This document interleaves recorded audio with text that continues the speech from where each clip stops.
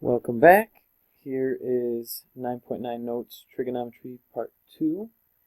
So what we're doing here is when we know the angle measures and we're trying to find one of the sides of the triangle, and it's just simple algebra. The sine of an angle, so the sine in this case, sine of 34 degrees, that's just a number. That's going to be a number between 1 and -1. So if it was any other number, like 6, how would you solve for x? You have x divided by 7. You're trying to solve for x getting it by itself, so you're going to times both sides by 7. So if you want to solve this, it's going to go 7 times sine of 34 equals x. How do we do that? Go to your calculator. Make sure that it's in degree mode. So for a graphing calculator, you would hit mode. I'm in degree mode, so I'm going to cancel out of that. And I'm just going to type it in as is. So it's going to be 7 sine 34. Notice for this calculator, when I type sine, it makes the left side of the parentheses, so I'm going to close off the right side, hit enter. And then I rounded to 2 decimal places. So let's call it 3.91.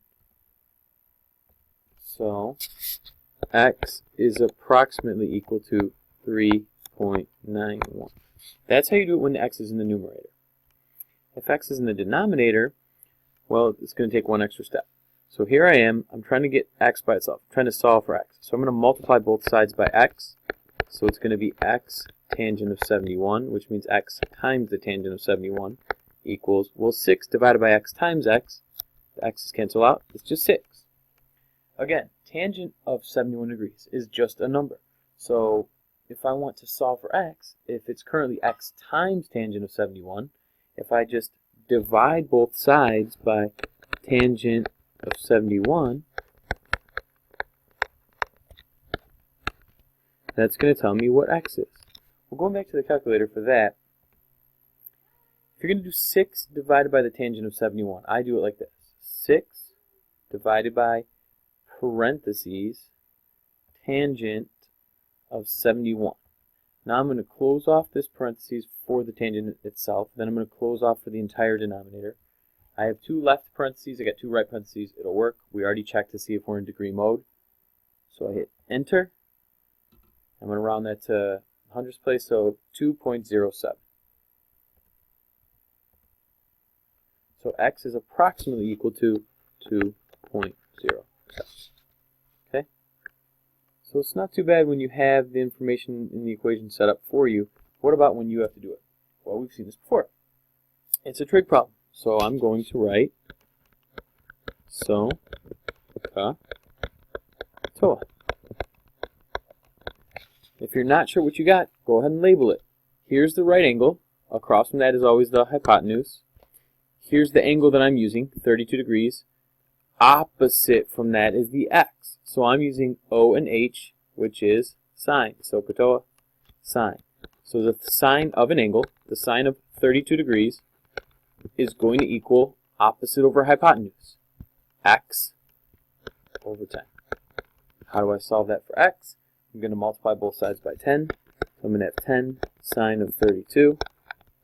Hopefully you're getting used to typing this into your calculator now, depending on, some calculators are a little bit different from others. I'm going to type that in, as I already showed you. And since it says to round to the nearest tenth, I got 5.3 is approximately equal to x. For example 2, again, maybe you should pause it.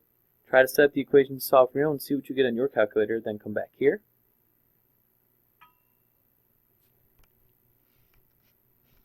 So here's how I did it. The tangent of 71 equals x over 6. How did I get that? Here's my angle. This is the hypotenuse. This is the opposite. This is the adjacent. I don't have a measurement for the hypotenuse. I have an opposite and adjacent. SOHCAHTOA says tangent is opposite over adjacent. So the tangent of 71 equals opposite, x, over adjacent, 6. times both sides by 6 to get x by itself. 6 tangent of 71 equals x, so round to the nearest tenth. 17.4 is approximately equal to x. When you do it this way, you're only rounding once at the very end, so you're going to be more precise. Some people tangent 71 first. They have the answer in their calculator. They round it.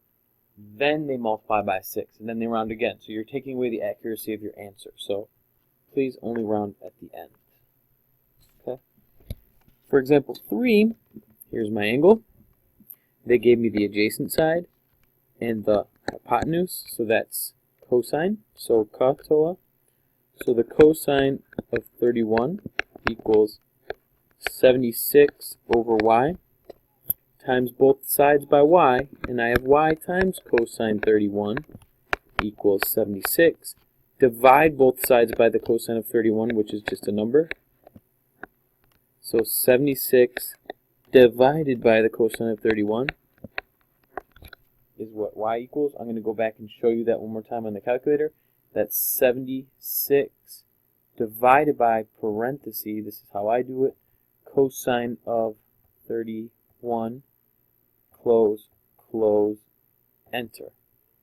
Round to the nearest tenth, that's 88.7.